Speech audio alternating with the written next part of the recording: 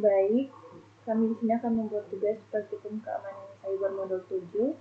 Di sini kami beranggotakan 2 orang, yaitu ada Mr. Rorong dengan NIM 2202 11699 dan saya sendiri telah register media dengan NIM 2202 1160270.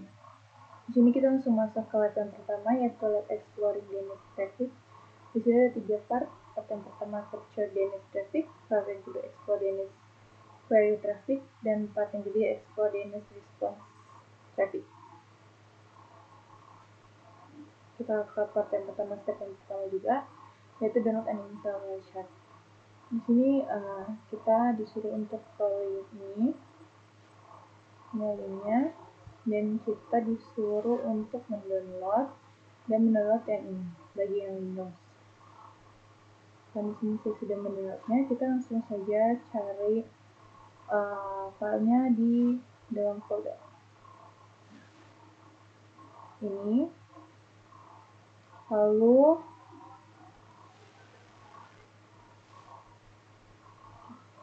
kita disuruh untuk menjalankan aplikasinya seperti ini.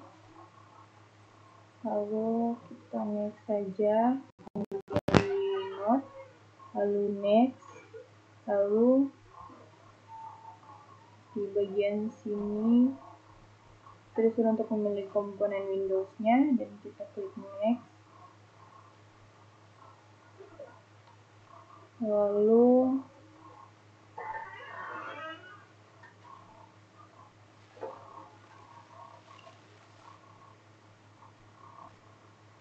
di sini kita centangkan juga agar icon Wireshark-nya bisa ditimbulkan di desktop kita. Lalu tinggal diklik next saja. Lalu ini adalah tempat foldernya. Kalian bisa default atau juga bisa diganti. Di sini saya memilih untuk default saja. Lalu ini kita disuruh untuk mendownload Encrypt.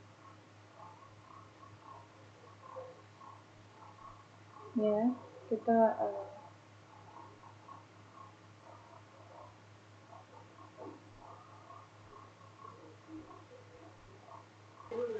jadi di sini kita naik saja untuk default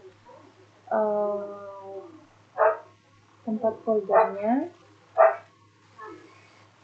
Di sini kita harus install Encrypt-nya agar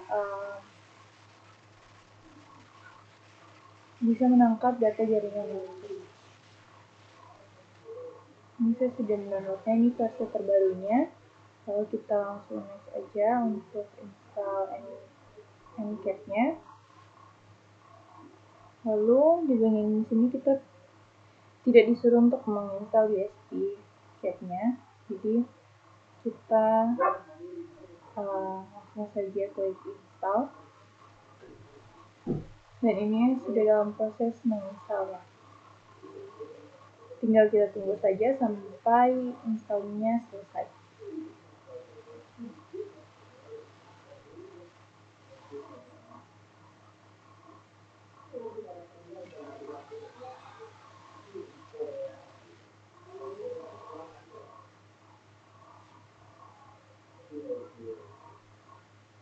Ini kita agree aja.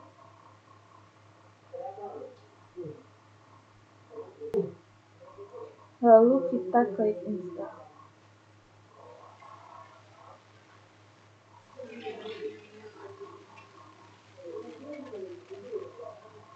Ini tinggal tunggu saja sampai proses installingnya selesai.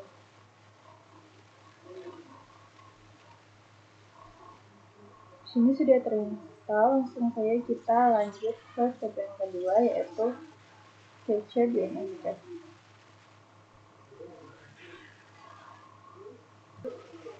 Di sini kita mengklik part, lalu kita cari Wireshark. Ini itu di sini karena saya menggunakan WiFi, jadi kita klik WiFi aja.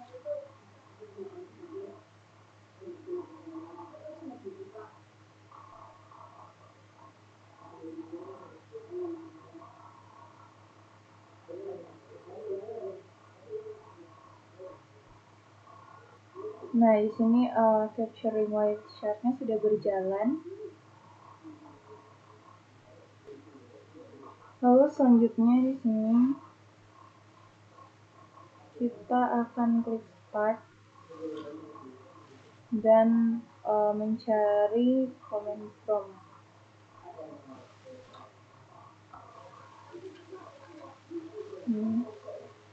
Kita open saja.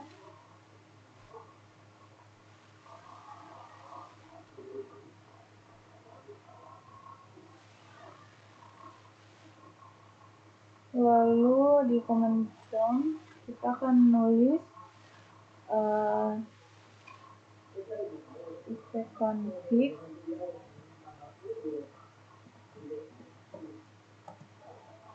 /dns.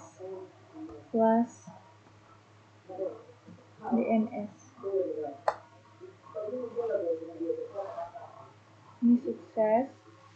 Lalu kita klik ini lagi, ns lookup,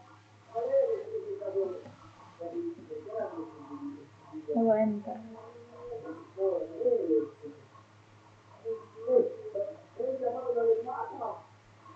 Sini kita disuruh untuk menulis nama websitenya. Kita memakai website www.cisco.com. Lalu kita enter. Nah,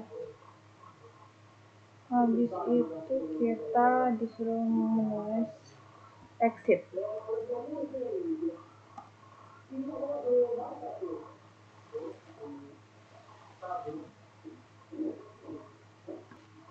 Lalu di situ kita disuruh untuk stop capturing packets-nya.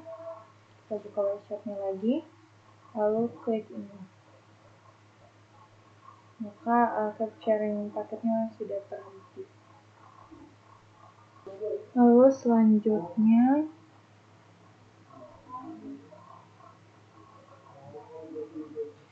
kita ke part yang kedua, yaitu explore DNS query traffic.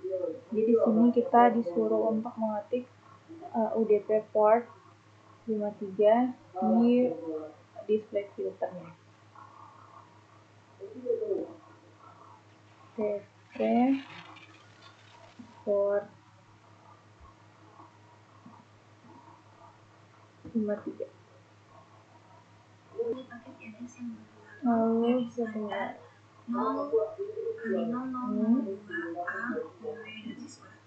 dia sudah menampilkan di sini.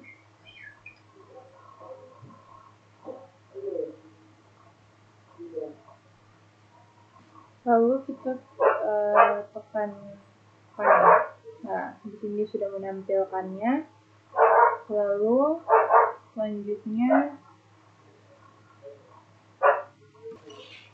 selanjutnya kita disuruh untuk menjalani paket DNS yang labelnya standard query 0x0002 a www.cisco.com.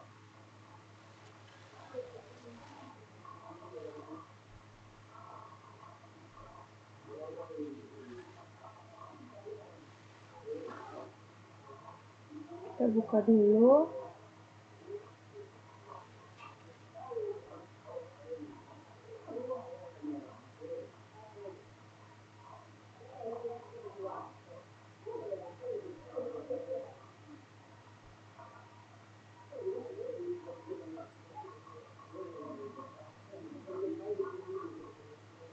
Lalu kita lanjut.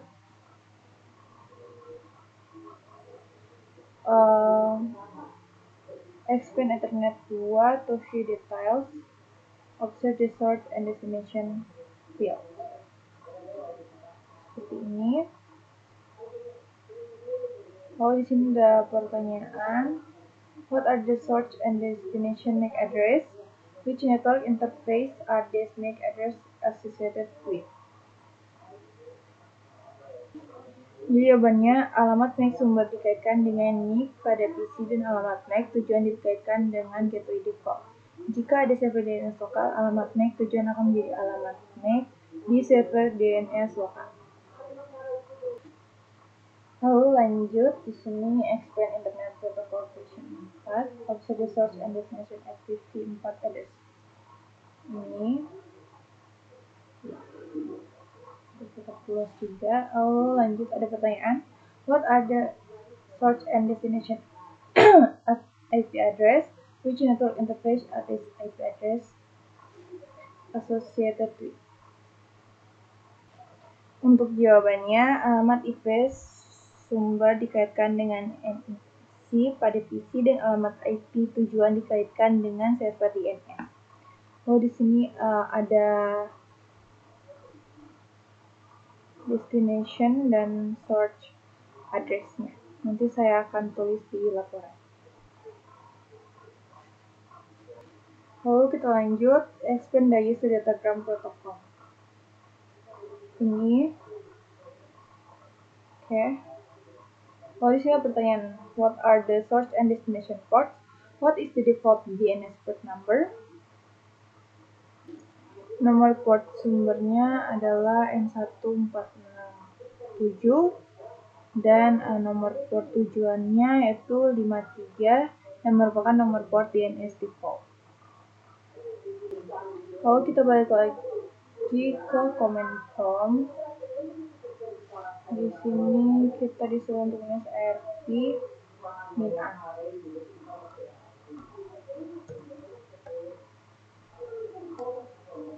Ini lalu ipconfig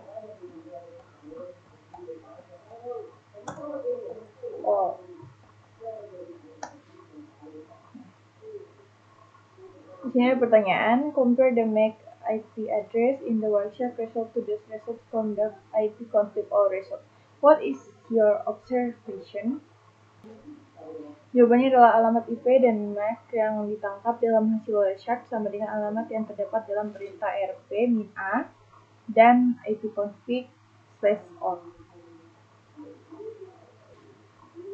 Lalu lanjut di sini expand domain name system query in the packet detail pane, then expand the flex and query. Kita balik ke workshop. Sini kita disuruh untuk mengekspan domain name systemnya, lalu flex-nya dan juga queries-nya.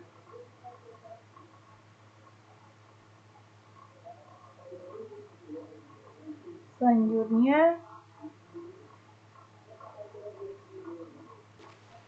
observe the result. The flag is set to the query recursive cell to query for the IP address to www.cisco.com. Lalu di sini lanjut kita disuruh untuk memilih corresponding response DNS packet label dengan standard query response x02 agar www.cisco.com. Kita pilih, suruh untuk select, dan di sini pertanyaan. What the source and destination MAC and IP address and port numbers? How do they accompany to the address in the DNS query packets? Untuk jawabannya, IP sumber alamat MAC dan nomor port dalam paket query ini menjadi tujuan IP tujuan alamat MAC dan nomor port dalam paket query ini menjadi alamat sumber. Lalu lanjut, expand domain name system response to expand, lalu then expand the flex query and answer. Ini pertanyaan. Kita disuruh untuk memperluas ini, lalu flex query.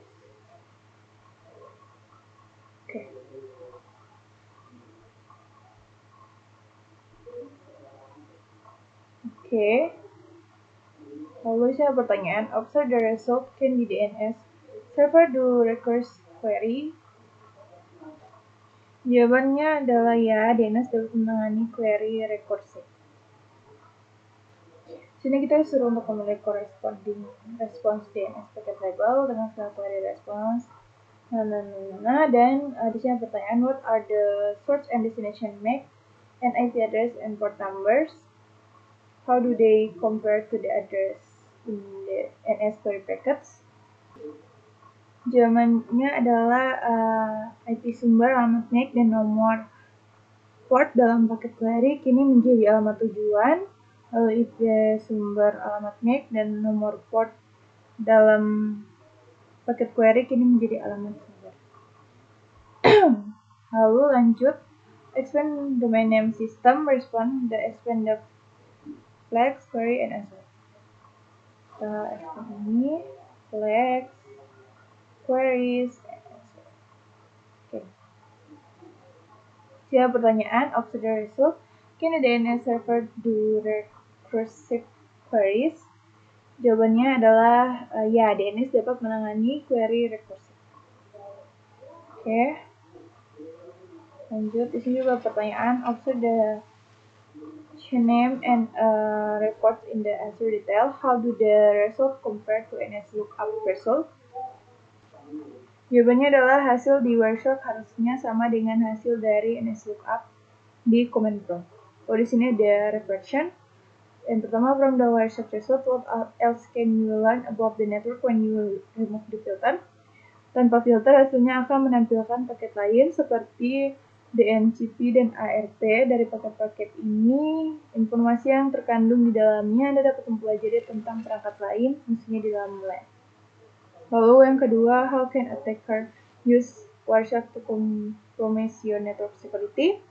Penyerang di LAN dapat menggunakan Wireshark untuk mengamati lalu lintas jaringan dan memperoleh informasi sensitif dalam detail paket jika lalu lintas tidak dienkripsi.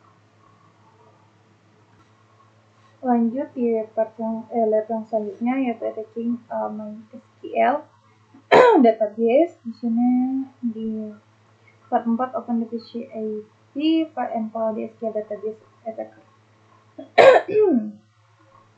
Step yang pertama, open Wireshark and load the PHP file.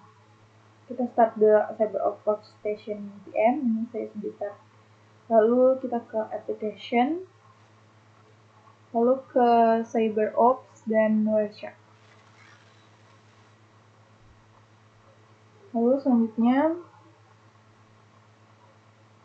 in the Wireshark application, click open in the middle of the application under files. Lalu browse through the home analysis directory and search for lab support files in the lab support files directory and open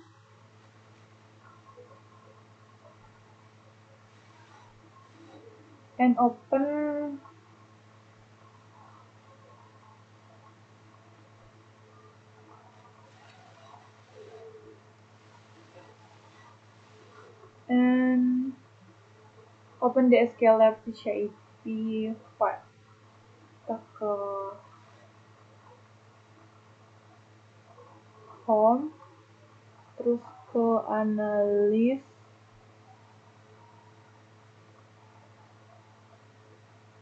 lalu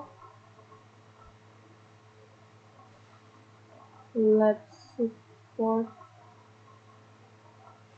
files, lalu kita cari SQL lab PHP.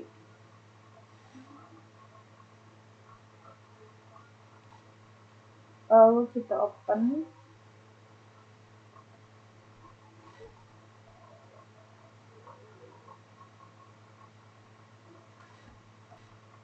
Di sini file PHP terbuka di Wireshark dan menampilkan lalu lintas jaringan yang ditangkap file penangkapan. Ini berlangsung selama periode 8 menit atau 441 detik durasi serangan injeksi SQL. Lalu ada pertanyaan di sini, what are the two IP address involved in this SQL injection attack based on the information display? Di sini jawabannya adalah 10.0.2.4 dan 10.0.2.15.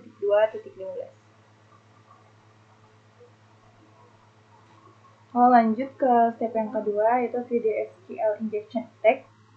Di sini kita akan klik kanan di bagian baris yang ke-13 dan kita pilih follow HTTPS string. Oke. Lalu kita klik find and enter 1 sama dengan 1. Lalu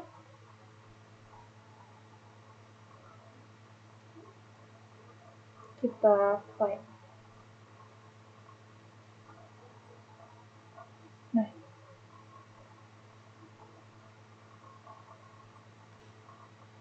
sini penyerang telah memasukkan query 1 sama dengan 1 ke dalam kotak pencarian user ID pada target 10.0.2.15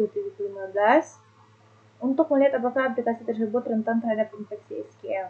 Alih-alih aplikasi merespon dengan pesan kegagalan login, aplikasi tersebut merespon dengan rekaman dari basis data. Penyerang telah memverifikasi bahwa mereka dapat memasukkan perintah SQL dan basis data akan merespon rangkaian pencarian 1 sama 1 membuat pertanyaan SQL yang akan selalu benar. Dalam contoh tersebut tidak ada masalah apa yang dimasukkan ke dalam bidang tersebut, itu akan selalu benar. Oke, lanjut. Post that follow. Kita close, lalu kita klik clear.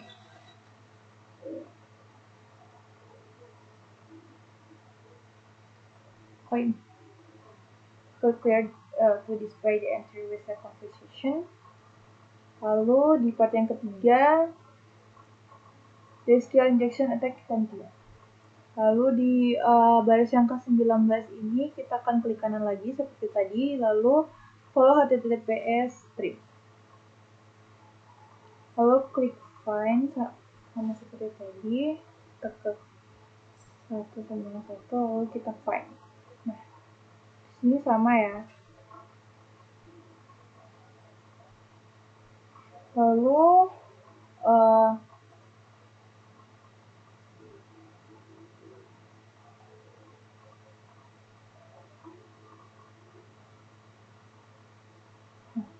penyerang telah memasukkan query 1 atau 1 sama dengan 1 union select database user dalam kurung tutup kurung pagar tutup kurung ke dalam kotak pencarian user ID pada target 10.0.2.15. Alih-alih aplikasi merespon dengan pesan ke dalam login, aplikasi merespon dengan informasi berikut.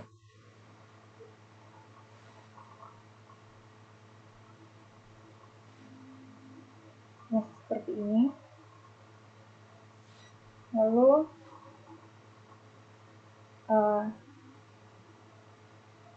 nama basis datanya adalah di DVWA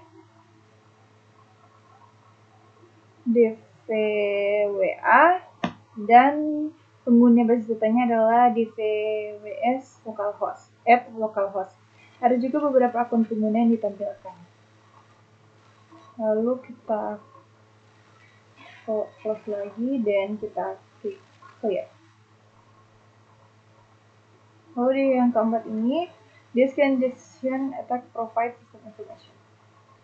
Kita klik kanan di baris yang ke-22, HTTPS string, dan kita cari lagi seperti tadi, 1 sama 1, dan find.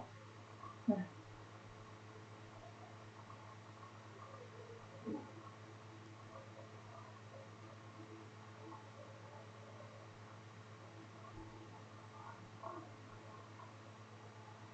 lalu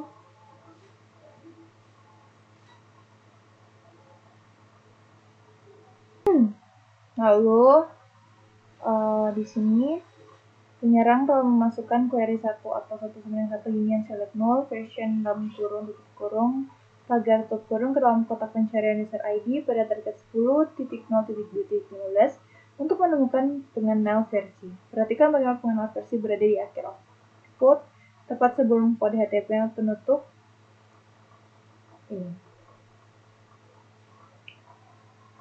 Ke ini. Lalu Ini pertanyaan, what is the version? Versionnya adalah MySQL 5.7.12 per 0. Lalu kita close lagi dan kita clear. Step yang kelima, the SQL injection attack and the table information. Kita pilih baris yang ke-25, kita klik kanan dan follow HTTPS stream. Lalu kita klik find and enter users.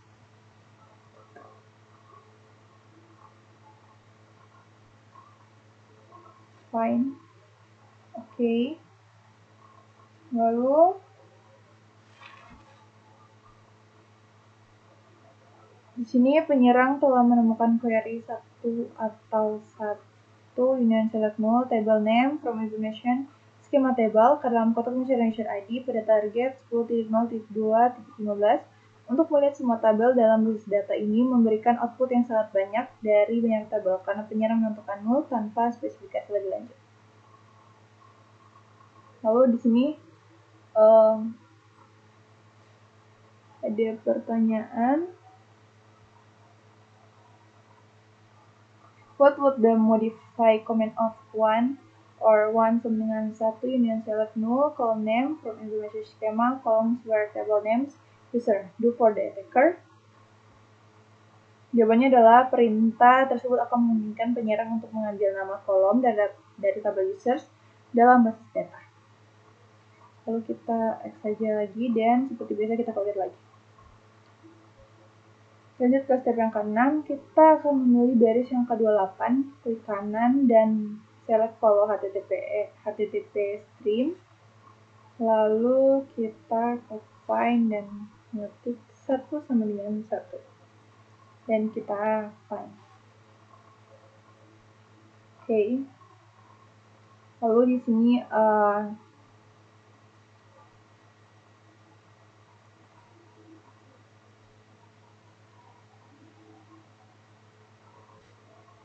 penyerang telah memasukkan query 1 dengan 1 union field pengguna, kata sandi dari pengguna dalam kotak pencarian ID pengguna pada target 10.0.2.15 untuk menarik nama pengguna dan hash ke kata sandi. Lalu ini ada pertanyaan, which user has the password hash of 8D 3533D75AE2C3966D7E0 D4ECC69216B? Jawabannya adalah user 1337. Lalu di sini ada pertanyaan juga, using a website such as HTTP station net, copy the password the hash into the password hash cracker and get cracking. Sebentar. Kita masuk dulu ke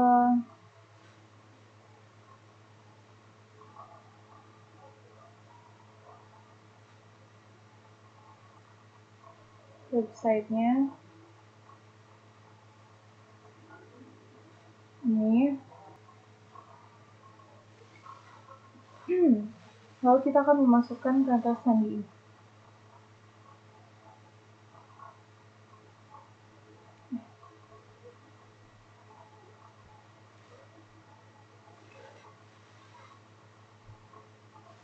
Closing.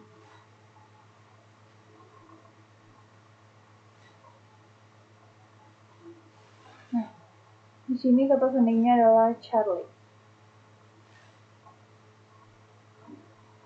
What is the plain text word of? Ya, kata sandi passwordnya adalah Charlie. Lalu kita close lagi ini yang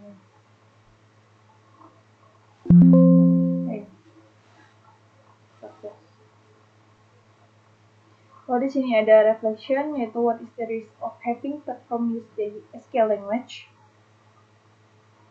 Jawabannya adalah Tingkat keparahan serangan injeksi SQL tergantung pada penyerangannya. Risiko penggunaan SQL adalah potensi serangan SQL injection yang bisa menyebabkan akses tidak sah, pencurian data sensitif, kerusakan atau kehilangan data, gangguan pada ketersediaan aplikasi, dan merusak reputasi organisasi.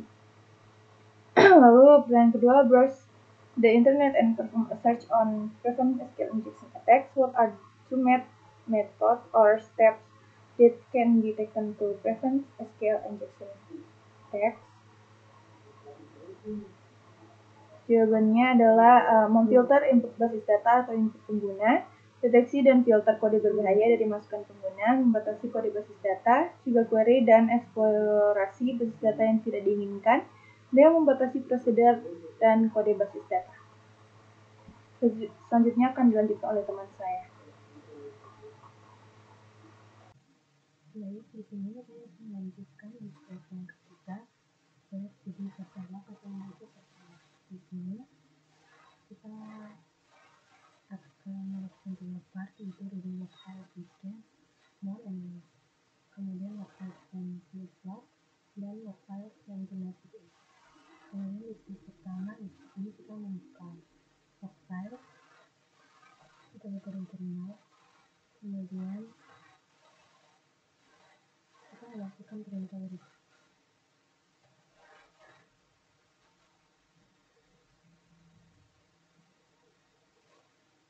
Nah, jika sudah, di sini ada pertanyaan, what is the product of using text into large text file? Jadi kita menggunakan text file, kemudian awal mungkin hilang karena kita tidak mendukung pemecahan halaman.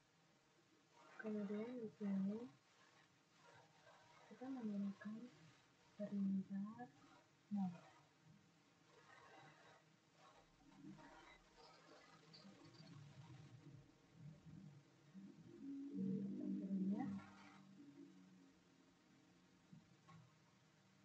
Kemudian di sini ada pertanyaan, what is the product of using ini? Pertanyaannya sudah menjadi aplikasi terminal yang menggunakan, mungkin tidak mudah untuk memasukkan kembali halaman yang sudah ditampilkan.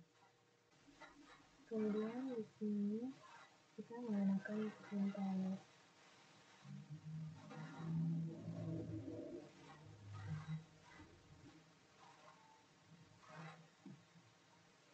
Nah, di sini kita bisa menggunakan key untuk keluar dari listing. Di sini sudah tulis dibuka sampai seperti ini melalui jendela terminal dan berhenti saat satu halaman ditampilkan. Kita bisa melakukan itu. Kemudian kita lanjut. Ini perintah menampilkan akhir dari sebuah archive text atau text file secara default. Saya menampilkan 10 baris karakter dari baris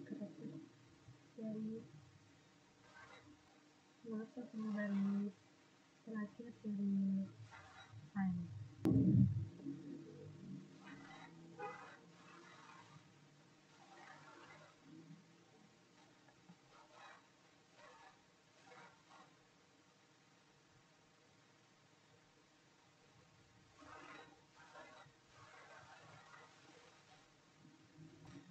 Kemudian kita lanjut, kita menggunakan PDF.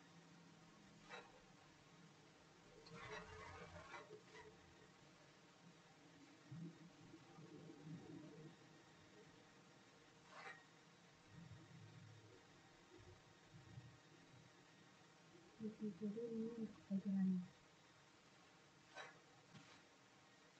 Kemudian di sini ada pertanyaan, what is the difference in the output of text and PDF? Di sini perbedaannya setelah kalian PDF dikeluarkan, memang tampak terkunci dan tidak menyalahkan perintah lagi. Hal ini terjadi ketika masih berjalan mengambil log dan akan mencari perubahan apapun yang tertulis di sini. Kemudian di sini untuk melihat TLD in action, kita membuka terminal baru.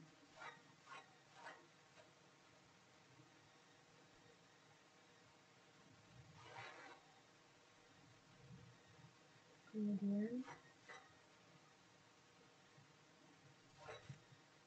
kita masukkan perintah sedikit.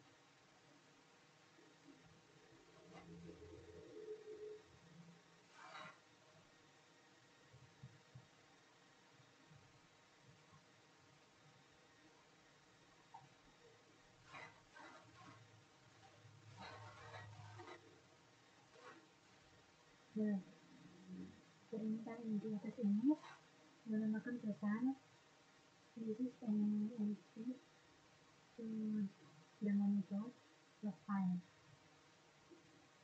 ke berkas form and list the files of this tutorial log. Karena CF memantau berkas pada saat garis ditambahkan ke berkas. Di sini jendela atas akan menampilkan garis baru secara Gaussian.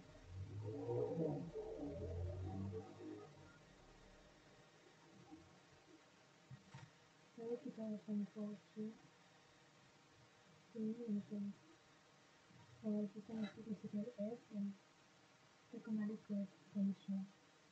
Kemudian kita tutup salah satu terminal.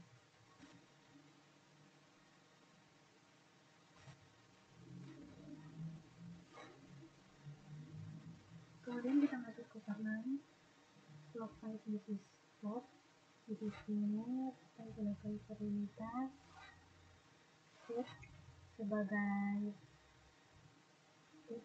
root untuk membuat daftar isi file log sys1 file.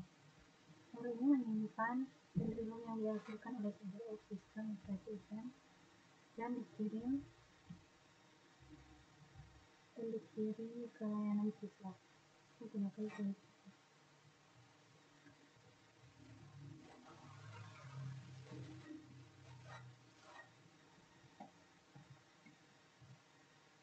Dari sini sudah ada. Kemudian di sini ada pertanyaan, what notification have to be executed as good. Di sini di assembly of the station log syslog input dan hanya dapat dibaca oleh root. Kemudian kita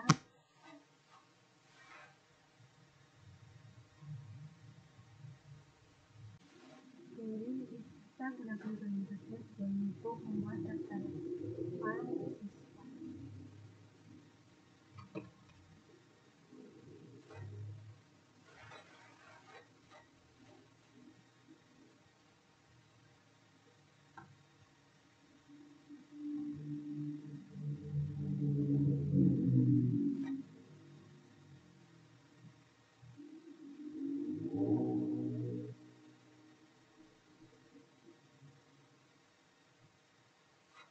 Kemudian di sini ada pertanyaan, anything of a reason why it is so important to define and get authority correctly synchronous. Di sini sistem log menggunakan log untuk mencatat dan menyimpan peristiwa serta tanggal atau waktu terjadinya. Jika sistem salah atau tidak tersinkronisasi, maka akan disebut proses pengecohan yang salah. Kemudian kita masuk ke log files and journal SQL. Di sini kita menggunakan SQL kita option untuk melihat log jurnal SQL menggunakan perintah jurnal SQL. Perintah jurnal SQL tekan alat menentukan dan menampilkan isi log yang sebelumnya disimpan dalam berkas log file.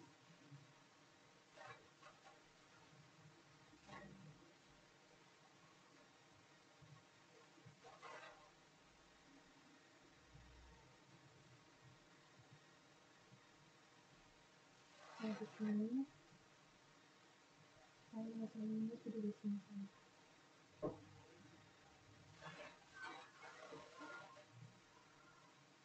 Kemudian kita bisa gunakan differential untuk aktif display.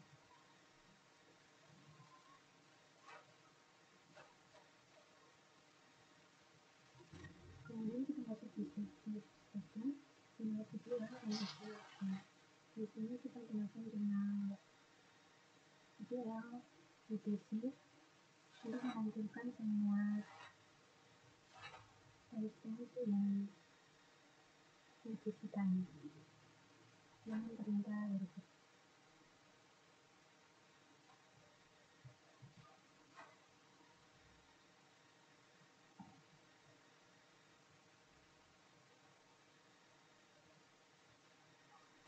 Nah, di sini sudah ada timestamp UTC time. Kemudian kita menambahkan jurnal PTL untuk kita melihat log impresi code dari bawaslu. Di sini yang direkam selama interaksi.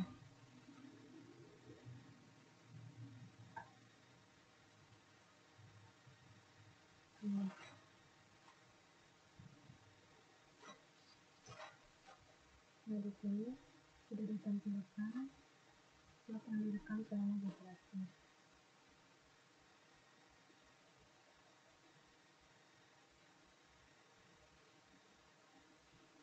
Kemudian kita gunakan dengan serial untuk menentukan layanan dan jangka waktu untuk entry log. Perintah log ini menunjukkan semua log layanan inti yang direkam hari ini.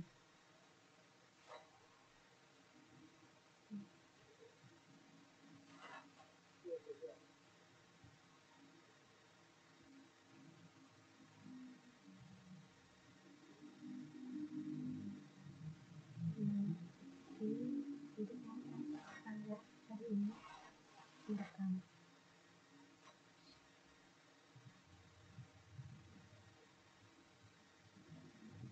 Kemudian kita gunakan lingkar untuk hanya menampilkan pasal yang diajukan oleh jurnal.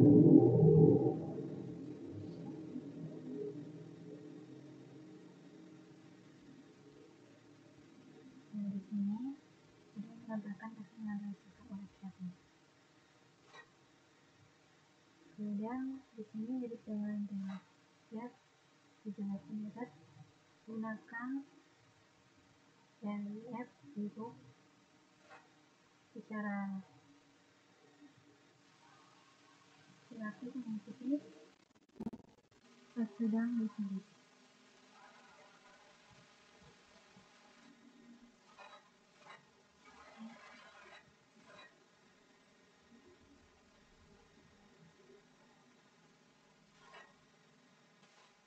Kemudian kita pilih section di sini, kita bandingkan siswa dan jurnal live. Apakah kelebihan dan kekurangan masing-masing? Di sini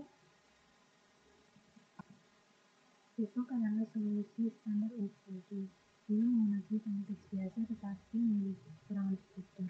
Informasi ini tidak terpusat dan mungkin perlu mencari banyak informasi yang tidak berhubungan untuk menemukan informasi yang relevan.